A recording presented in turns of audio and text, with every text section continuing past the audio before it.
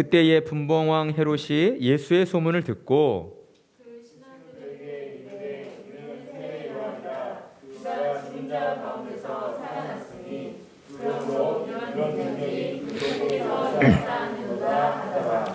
전에 헤롯이 그 동생 빌립의 아내 헤로디아의 일로 요한을 잡아 결박하여 옥에 가두었으니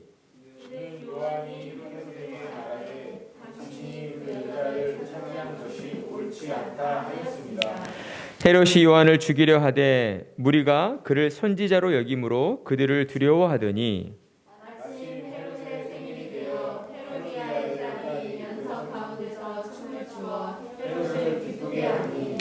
헤롯이 맹세로 그에게 무엇이든지 달라는 대로 주겠다고 약속하거늘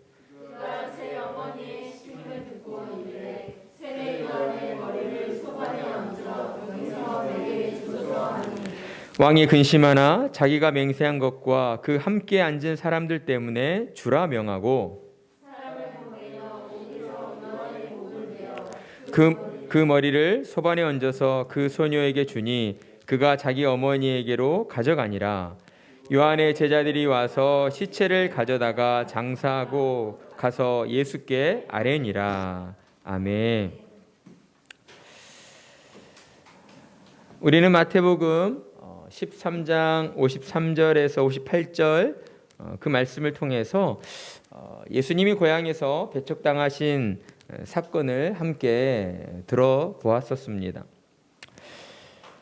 우리는 예수님께서 고향이신 나사렛에서 배척당하신 그 사건을 통해서 피상적인 지식으로 형성된 선입견과 편견이 사람을 얼마나 무지하게 만들 수 있는가 하는 것을 알게 되었습니다. 나사렛 사람들의 발목을 잡은 것은 무엇이었습니까? 예수님이 미천한 목수의 집안의 아들이다라는 사실이었습니다. 나사렛 사람들은 그러한 선입견과 편견에 사로잡혀서 하나님께서 영광으로 보이신 구원의 은혜와 은총을 그들 스스로 밀어내고 있었다라는 겁니다. 그들은 세상에서 쉽게 경험할 수 없는 참으로 기이하고 신비로운 지혜와 능력을 예수님을 통해 직접 보고 체험했음에도 불구하고 마치 자신들의 악함과 무지함을 스스로 증명이라도 하듯 예수님을 배척하고 예수님을 불신하고 있었던 것입니다. 예수님께서는 그런 나사렛 사람들을 안타까워하셨습니다. 하지만 그들을 향하여 많은 능력을 행하실 수 없었던 것이죠. 이유가 무엇이었습니까? 그들이 예수님을 믿지 않았기 때문이었습니다. 그렇습니다. 우리는 지난 시간에 함께 나누었던 이 말씀 속에서 두 가지 교훈을 얻을 수 있습니다. 첫째는 피상적인 지식으로 다른 사람을 향한 편견과 선입견을 가져서는 안 된다라는 것입니다.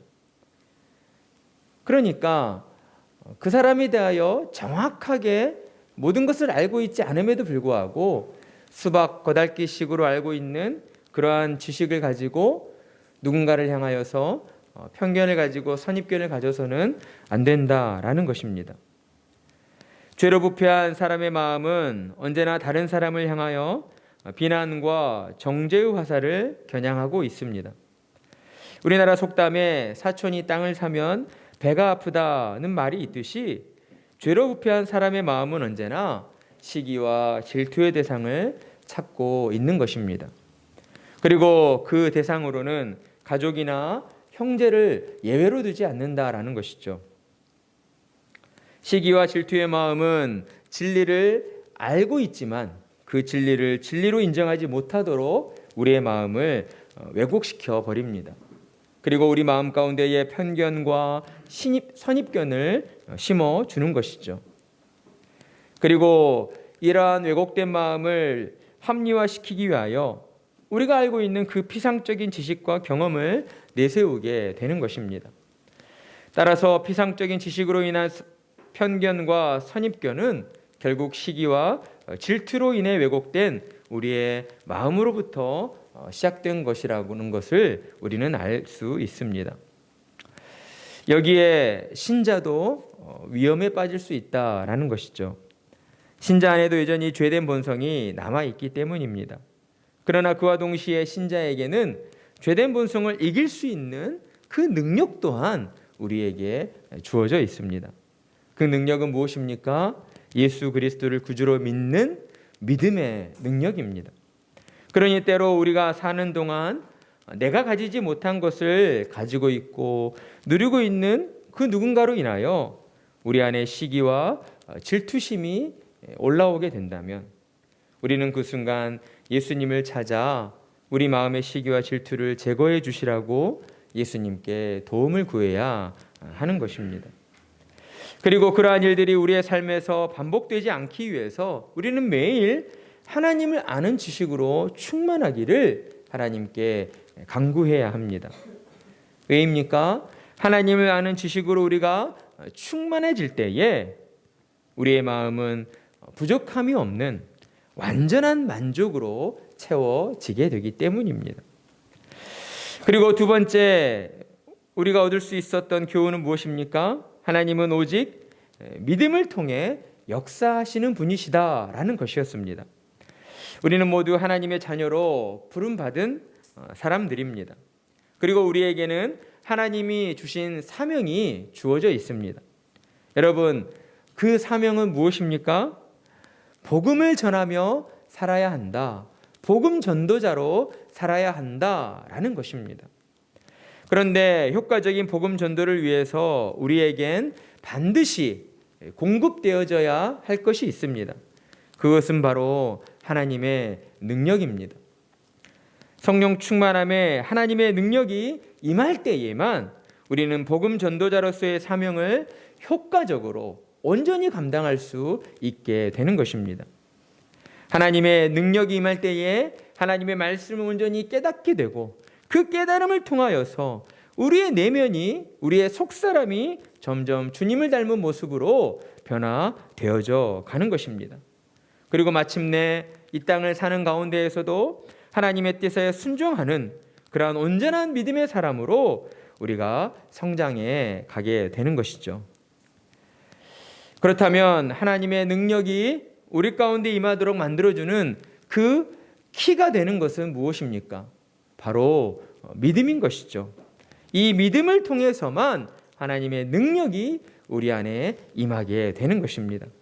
그러니 신자로 살아가는 우리는 우리 자신이 하나님 나라의 복음 전도자라는 사실을 늘 기억하고 효과적인 복음 전도를 위해서 사는 날들 동안 오직 믿음으로 하나님의 능력을 구하는 자들이 되어야 할 것입니다.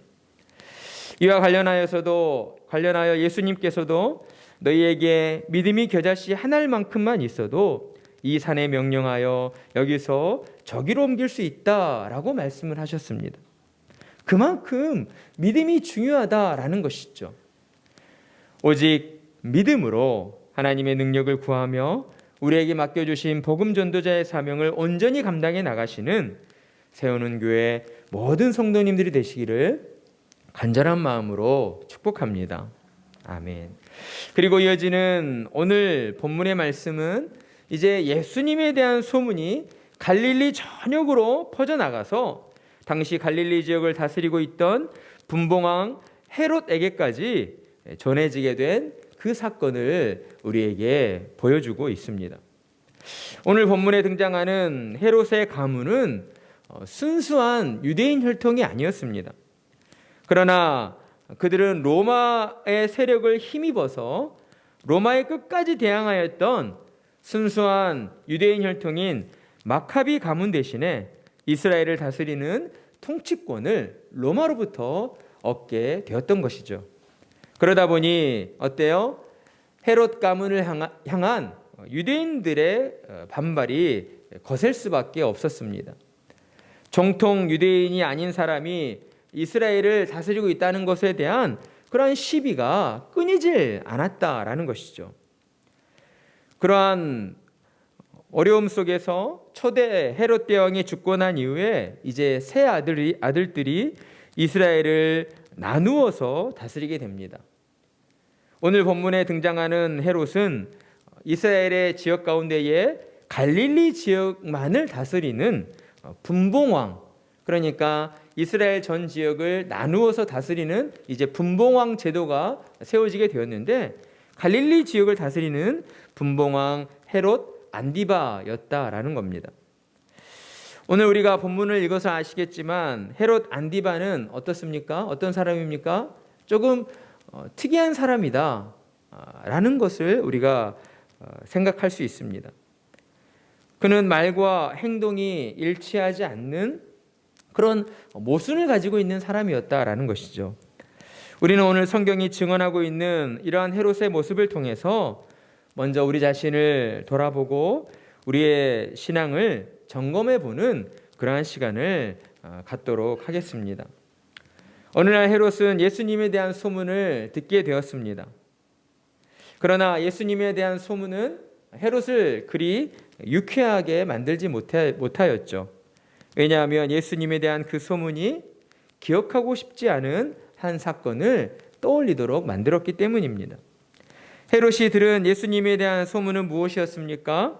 예수님의 가르침에는 신비로운 영적 권세가 있으며 하늘로부터 임한 능력이 아니고서는 도무지 행할 수 없는 수많은 불치병자들과 환자들을 고치고 낫게 한다라는 소문이었습니다. 그리고 예수님의 권세 앞에서 영적인 세상과 자연 만물들도 복종하게 되는데, 예수님은 말씀으로 귀신을 쫓아내시고 말씀으로 풍랑을 잠잠케 하시고 예수님께서 심지어 물 위를 걸으셨다라는 소문들이 헤롯에게 들려오게 된 것입니다. 그러자 헤롯은 예수님을 어떻게 생각하였습니까? 특이하게도 죽은 세례 요한이 예수님의 몸으로 부활했다라는 그런 생각을 가지게 된 것입니다. 헤롯은 당시 바리새인들처럼 부활을 믿는 사람은 아니었습니다. 그는 신앙적으로 부활을 믿는 사람이 아니었어요. 그럼에도 불구하고 헤롯이 이러한 생각을 가지게 된 것은 아마도 당시 이교도들, 그러니까 이단들이 주장했던 사상이죠. 우리도 흔히 오늘날 영화나 드라마의 어떤 주제로 심심치 않게 볼 수 있는 내용들인데, 억울하게 죽은 영혼은 반드시 어때요? 다른 사람의 몸으로 환생해서 복수를 한다. 이런 어떤 스토리가 있잖아요. 당시 이교도들은 이런 사상을 믿고 있었습니다. 그러니까 헤롯이 그러한 이교도의 사상에 영향을 받았다라는 것이죠.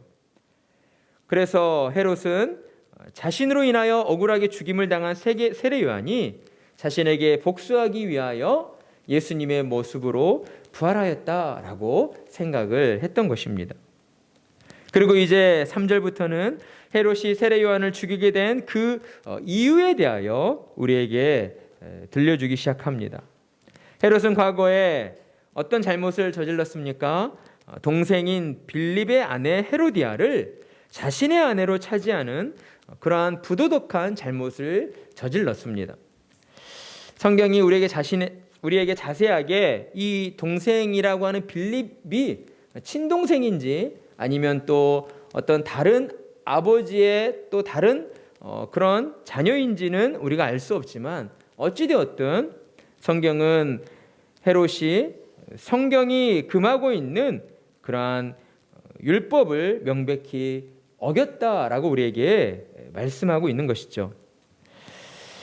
헤롯이 동생의 아내인 헤로디아를 이렇게 부도덕하게 취하자 세례 요한이 구약의 성경 레위기 18장 16절 그리고 20장 21절 말씀을 근거하여서 자기 형제의 아내와 성적인 관계를 맺거나 결혼하는 것을 금지하고 있다는 것을 근거로 들면서 헤롯과 헤로디아에게 너희는 명백하게 하나님의 계명을 어긴 것이다 라고 꾸짖으며 그들의 부당함을 강하게 책망하였던 것입니다.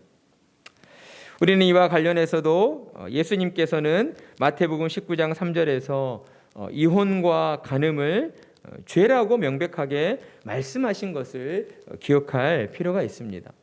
그러면서 예수님은 결혼의 예식을, 결혼의 거룩함을 우리에게 강조해 주셨던 것이죠. 이 지점에서 저는 이 가운데 있는 결혼하지 않은 우리의 자녀들이 정말 특별히 기억해야 할 것이 있는데, 그것은 간음하지 말라는 하나님의 말씀에 따라서 혼전순결을 잘 지켜야 한다라는 것입니다. 우리가 살아가는 이 세상은 어떻습니까? 영적으로 혼탁한 세상 가운데 놓여 있습니다. 그러다 보니 결혼에 대한 가치나 개념에 대해서도 너무 쉽고 자유롭고 분방하게 생각을 하는 것이죠. 결혼 전에 순결을 지키지 않는 것을 대수롭지 않게 여기는 그러한 시대 가운데에 우리의 자녀들이 살아가고 있다라는 겁니다.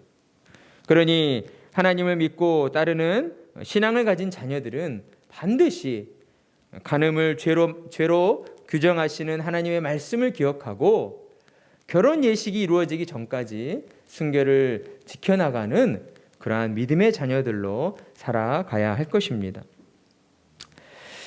세례 요한의 책망을 들은 헤롯의 반응은 어떠했습니까?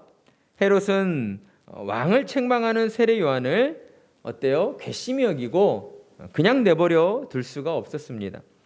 그래서 세례 요한을 죽이려고 했던 것이죠. 그러나 세례 요한을 죽일 수가 없었습니다. 이유가 무엇 때문이었습니까? 당시 유대인들이 세례 요한을 가리켜 하나님이 보내신 선지자로 그들이 믿고 따르고 있었기 때문이었습니다. 헤롯은 매우 정치적인 사람이었던 것이죠. 그는 세례 요한을 두려워하지는 않았지만 세례 요한을 선지자로 믿고 따르는 그 유대인들의 무리는 두려워했습니다. 왜냐하면 좀 전에 말씀드린 것처럼 안 그래도 헤롯 가문을 눈의 가시로 바라보는 유대인들인데 그들이 따르는 세례 요한을 죽이게 되었을 때에 유대인들이 반란을 일으킬 것이 불보듯 뻔하기 때문이었던 것입니다.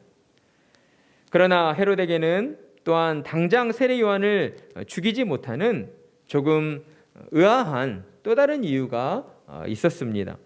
마태복음에는 기록되어 있지 않지만 마가복음 6장 19절에서 20절 말씀을 보면 헤로디아가 요한을 원수로 여겨 죽이고자 하였으되 하지 못한 것은 헤롯이 요한을 의롭고 거룩한 사람으로 알고 두려워하여 보호하며 또 그의 말을 들을 때에 크게 번민을 하면서도 달갑게 들음이로라 라고 우리에게 말씀하고 있는 것이죠. 그러니까 헤롯은 세례 요한을 향하여 두 마음을 품고 있었다라고 할 수가 있습니다.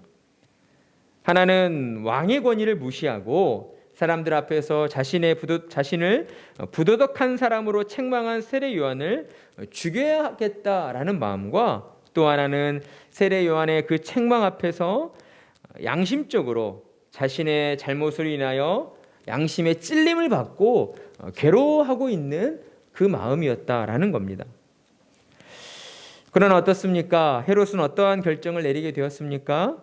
그는 양심의 찔림에 따르기보다는 자신의 정치적인 그러한 입지를 흔들어대는 그러한 걸림돌을 제거하는 쪽으로 결정을 내리게 됩니다.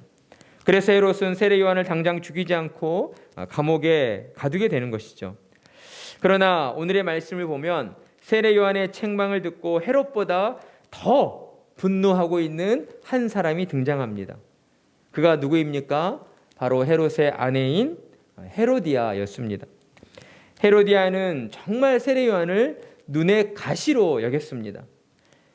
그녀가 생각할 때에 세례 요한만 사라진다면 어때요? 대놓고 자신을 비난할 사람이 아무도 없을 것이다 라고 생각했기 때문입니다. 우린 여기서 잠깐 헤롯과 헤로디아의 그 부정을 강하게 고발한 세례 요한의 그 용감함에 대하여 생각해 볼 필요가 있습니다. 왜냐하면 세례 요한의 모습은 이 땅에서 벌어지는 부정과 부패를 대하는 신앙인의 자세에 대한 본을 우리에게 보여주고 있기 때문인 것이죠. 여러분, 한 가지 질문을 생각해 봅니다. 만약 여러분이 차기 대통령을 뽑는다고 할 때에 어떠한 후보가 있어요. 그런데 그 후보가 신앙을 가지고 있고 또한 경제 전문가여서 그 사람이 대통령이 되면 우리나라를 부강하게 만들 수 있을 거라는 그런 기대감을 가지게 하는 후보예요. 그런데 여기 한 가지 아쉬운 점이 있는 거죠. 그가 어떤 공정하지 못한 방법들을 통해서 투기와 같은 방법으로 부를 축적한 사람이다 라고 한다면 우리는 어떠한 결정을 내려야 하는 것일까요? 제가 이러한 질문을 드려보는 것은 우리가 간혹 내 이익에 걸려있는 어떠한 문제 앞에서 그 일이 불공정한 일임에도 불구하고 신앙의 양심에 따라 판단하지 못하고 결정하기를 주저할 때가 있기 때문이다라는 것입니다. 우리나라 보수 기독교인이라 불리는 사람들 가운데에도 이런 말을 하는 사람들이 있습니다. 미국의 전 대통령인 트럼프를 거론하면서 우리나라에도 저런 보수 기독교 신앙을 가진 그런 강력한 리더십을 발휘할 수 있는 그런 대통령이 나와야 하는 것 아니냐, 이런 이야기를 하시는 분들이 있는 것이죠. 물론 저도 보수 기독교 신앙을 가진 강력한 리더십을 발휘하는 대통령이 나오는 것에 대하여 찬성하는 입장입니다.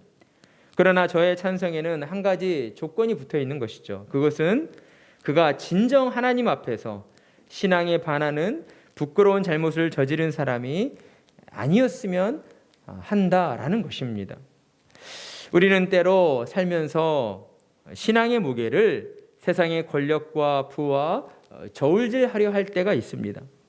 그러다 보니 때로 신앙을 가진 어떠한 리더자가 부끄러운 잘못을 저질렀어도 그가 가진 영향력을 더 먼저 생각하는 것이죠. 그리고 그의 영향력으로 인하여 내게 미칠 이익들과 내가 속한 이 사회에 미칠 이익들을 더 크게 생각하면서 그의 잘못을 단지 작은 실수로 그렇게 약화시켜 버릴 때가 있다라는 것입니다. 그러나 신자들은 세례 요한과 같은 자세를 취해야 하는 것이죠. 세상의 일들 앞에서 우리가 가져야 할 생각은 내게 미칠 어떠한 이익만을 생각하는 것이 아니라 그로 인하여 나와 우리의 자녀들과 그리고 또한 우리가 속한 이 사회에 미치게 될 그러한 안 좋은 영향, 악영향에 대해서도 우리는 생각해야 한다라는 것입니다. 나 자신에게 미칠 이익은 어때요? 당장 눈에 보여지는 것입니다. 그러니까 우리의 마음이 더 쉽게 흔들리는 것이죠. 그러나 어떠한 우리의 가정과 자녀와 사회에 미치게 되는 어떤 안 좋은 영향이라고 하는 것은 당장 눈에 보여지지 않습니다. 쉽게 드러나지 않는다는 것이죠. 마치 가랑비에 옷 젖듯 서서히 우리 가운데에 침투해 들어오는 것입니다. 그러니 신자는 언제나 하나님 앞에서 코람데오의 신앙을 가지고 모든 일을 오직 하나님의 영광을 위하여 판단하고 결정하는 자들이 되어야 한다라는 겁니다. 당장 나 자신에게 불이익이 생길지라도 그러한 불의 앞에서 타협하거나 양심을 속이는 자들이 되어서는 결코 안 된다라는 것입니다. 세례 요한은 진정으로 하나님 앞에서 코람데오의 신앙을 가진 사람이었습니다. 그랬기에 그는 자신의 책망으로 인하여 자신에게 어떠한 위험과 어떠한 어려움이 닥칠 것을 이미 다 알고 있으면서도 그는 헤롯과 헤로디아를 책망함에 있어서 결코 주저하지 않았던 것입니다. 그것은 세례 요한에게 있어서 하나님의 공의를 세상에 온전히 드러내는 일이었기 때문이었습니다. 그러나 요한은 반대로 또한 하나님을 두려워하지 않는 사람들이 있습니다. 하나님을 두려워하지 않는 사람은 자신의 그 욕망이 이루어지도록 하기 위하여 수단과 방법을 가리지 않는 사람입니다. 6절의 말씀을 보면 마침 헤롯의 생일이 되어 라는 표현이 있습니다. 이 표현은 하나님을 대적하는 한 사람인 이 헤로디아가 세례 요한을 죽이기 위해 그녀가 얼마나 오랫동안 참고 기다려왔는가, 세례 요한을 죽이기 위한 그 기회를 얼마나 엿보고 있었는가를 우리에게 잘 드러내 주고 있다라는 겁니다. 헤로디아에게는 세례 요한을 죽이려는 계획이 철저하게 세워져 있었습니다. 고대 시대 왕들은 자신의 생일날 오늘 우리가 본문에서 보는 것처럼 많은 귀빈들을 초대해서 연회를 베풀게 됩니다. 이것이 풍습으로 행해져 왔던 것이죠. 그리고 이러한 연회 자리에 빠지지 않고 등장하는 축하 무대가 있는데 바로 무희들이 나와서 춤을 추는 것이었습니다. 그런데 이날은 특별하게도 헤로디아가 자신의 딸을 시켜서 헤롯 왕과 귀빈들 앞에서 춤을 추도록 하였습니다. 우리가 자녀들을 키워보면 알지만 우리 자녀들이 또 부모님 앞에서 할아버지 할머니 앞에서 재롱을 피우면 어떻습니까? 그 마음이 녹지 않습니까? 우울하다가도 우리 자녀들이 어떤 그 어린 모습, 태희가 재롱을 피운다고 하면 좀 어색하겠지만 우리 자녀들이 더 어렸을 때 예쁜 모습으로 또 우리 딸들이 또 이렇게 예쁜 모습으로 엄마 아빠 할아버지 할머니 앞에서 노래를 불러주고 이렇게 어떤 예쁜 춤을 추어준다면 그 모습을 통하여서 정말 그 마음이 눈녹듯 녹아지고 기쁨을 얻게 될 것입니다. 헤로디아의 딸이 이렇게 춤을 추자 헤로디아와 많은 귀빈들이 그 마음에 기쁨을 누리게 되었던 것이죠. 그러자 헤롯은 그 딸을 향하여 내가 무엇이든지 달라고 하면 다 주겠노라 라는 약속을 하게 됩니다. 그러자 헤로디아의 딸은 무엇라 말합니까? 사전에 엄마와 모의한 대로 세례 요한의 머리를 소반에 얹어 여기서 내게 주소서라고 간청을 하게 됩니다. 우리는 하나님을 이 부분에서 하나님을 대적하는 사람들이 얼마나 치밀하게 계획을 세우는가 하는 것에 대한 것을 알 수가 있습니다. 헤로디아는 헤롯 왕이 기분파이고 즉흥적인 사람이라는 것을 잘 알고 있었던 것이죠. 그래서 헤로디아는 딸이 춤을 추었을 때에 헤롯이 그 기쁜 마음에 그와 같은 약속을 꺼낼 것이다 라는 것을 아마도 예상하고 있었던 것입니다. 그리고 또한 헤롯의 그 즉흥적인 성격 탓에 지금 당장 이 문제를 해결해 달라고 하지 않으면 시간이 지났을 때에 그 약속이 바뀔 수도 있다는 것도 그녀는 아마 예상을 하고 있었던 것 같습니다. 그랬기에 헤로디아의 딸이 요청한 그 말을 보면 세례 요한의 머리를 소반에 얹어서 여기서 내게 주소서라고 요청을 하고 있는 것이죠.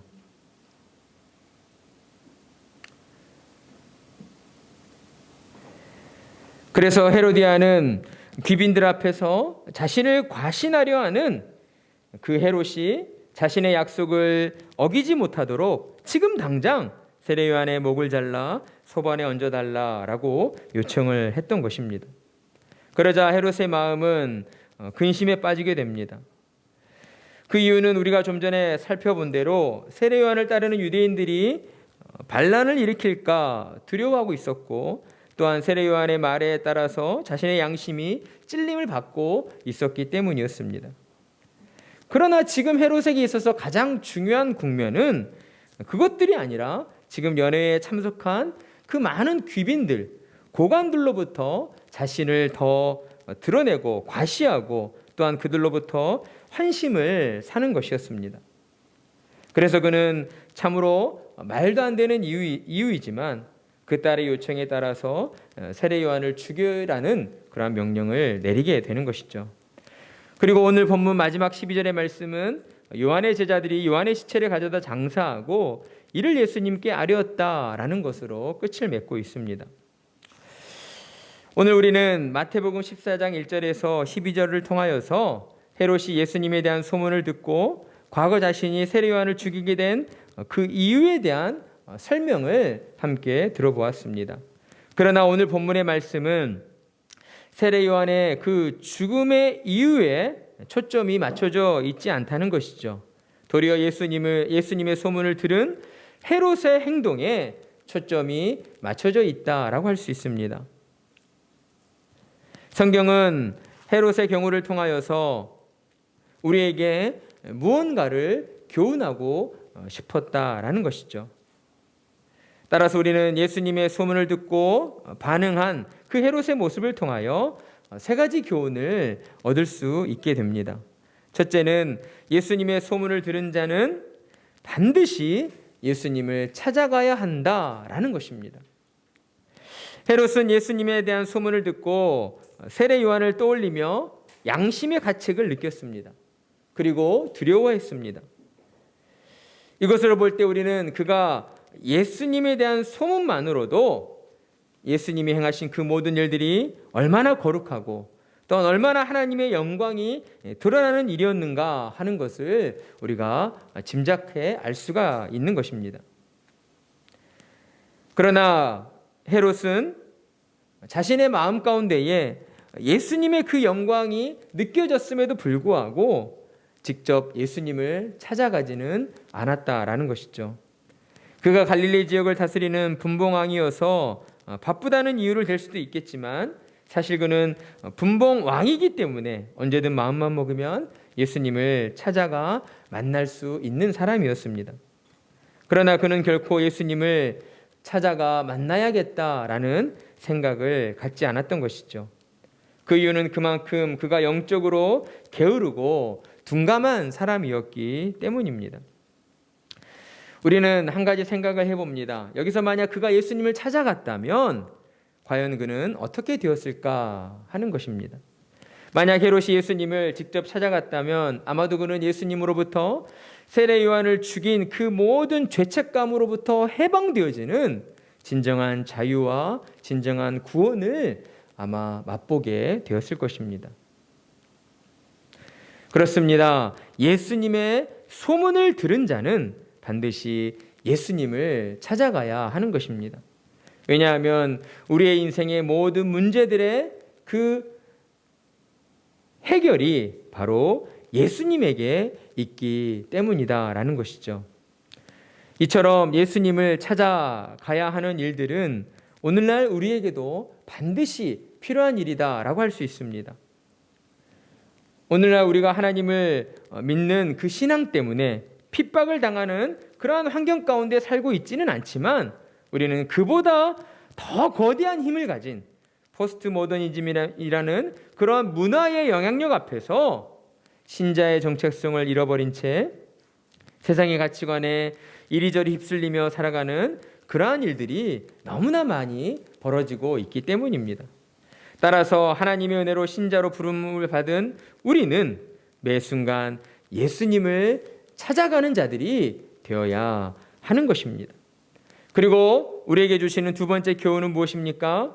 사탄의 무리는 우리가 상상하지 못할 정도로 치밀한 계획을 세우고 있다는 것입니다. 여기서 그들이 세우는 치밀한 계획이란 무엇이겠습니까? 어느 때고 믿는 자들을 넘어뜨리려 하는 계획입니다. 믿음의 길에서 넘어뜨려서 멸망의 길로 이끌어 가고자 하는 그러한 악한 계획이다라는 것이죠. 사탄의 무리는 그 일들을 이루기 위해서 우리가 상상하지 못할 정도의 끈기와 인내를 가지고 마침 헤롯의 생일이 되어와 같은 그때를 손꼽아 기다리고 있다라는 것입니다. 그러니 하나님의 자녀로 살아가는 우리는 어떠한 자세를 가져야 합니까? 사탄이 쳐놓은 올무에 걸려 넘어지지 않기 위하여 우리는 늘 영적인 민감함을 유지하고 깨어 있어야 한다라는 것입니다. 그러하기 위하여 우리는 더욱 말씀과 기도에 열심을 내어야 하는 것이죠. 말씀과 기도를 통하여서 하나님께로부터 성령 충만함을 받아야 하기 때문입니다. 그리고 마지막 세 번째 교훈은 무엇입니까? 예수님을 아는 우리는 예수님을 전하는 복음 전도자가 되어야 한다는 것입니다. 우리는 헤롯의 경우를 통해서 예수님에 대한 소문만으로 어때요? 사람의 마음이 움직이고 반응하게 된다는 것을 우리가 알게 되었습니다. 그렇다면 예수님의 소문만이 아니라 직접 예수님이 십자가에 흘리신 그 보혈로 구원의 은혜를 입은 자들이라면 마땅히 세상에 나아가 힘써 예수 그리스도의 복음을 전하는 자들이 되어야 하는 것입니다. 비록 사탄의 무리들이 호시탐탐 기회를 엿보며 복음의 전도자들을 넘어뜨릴 올무를 준비해 놓고 있다 할지라도 우리는 하나님이 친히 복음 전도자들을 지켜주시고 인도해 주신다는 그 믿음을 가지고 세상을 향하여 담대하게 복음을 전하며 나아가야 한다라는 것이죠. 그래야 할 때에 이 세상에 헤롯과 헤로디아와 같은 무리가 더 이상 힘을 쓰지 못하게 되고, 그로 인하여 하나님을 섬기고 또한 하나님을 영광을 위하여 살아가는 참된 믿음의 사람들이 더욱 많아지게 되는 것입니다. 그리고 참된 믿음의 사람들로 인하여서 이 세상의 빛과 소금으로서 이 세상을 더욱 공정하고 아름다운 세상으로 변화시켜 가게 된다라는 것이죠. 따라서 우리는 오늘 우리에게 주신 말씀의 교훈을 잘 기억해야 합니다. 첫 번째 교훈은 무엇이었습니까? 예수님의 소문을 들은 자는 예수님을 찾아가야 한다라는 겁니다. 우리는 매일매일 예수님을 찾아가기를 게을리해서는 안 됩니다. 모든 삶 속에서 예수님을 찾고 구하고 예수님께 도움을 구하는 자들이 되어야 합니다. 그리고 또한 우리가 살아가는 이 세상 가운데에는 어때요? 우리를 넘어뜨리려 하는 그러한 치밀한 계획을 세운 사탄의 올무가 곳곳에 놓여져 있다라는 것을 늘 기억하는 자들이 되어야 합니다. 그리고 또한 하나님이 우리에게 맡겨주신 사명, 예수님께 은혜를 입은 자들로서 예수님을 전하는 복음 전도자로 우리는 살아가야 한다라는 것이죠. 이 세 가지 교훈을 우리의 마음 가운데에 잘 기억하여서 매일의 삶 속에서 하나님이 친히 간섭하여 주시고 하나님의 역사하시는 그 일들 가운데에 주인공으로 쓰임받으며 살아가시는 그러한 은혜가 여러분 모두에게 임하기를 간절한 마음으로 소망하며 축복합니다.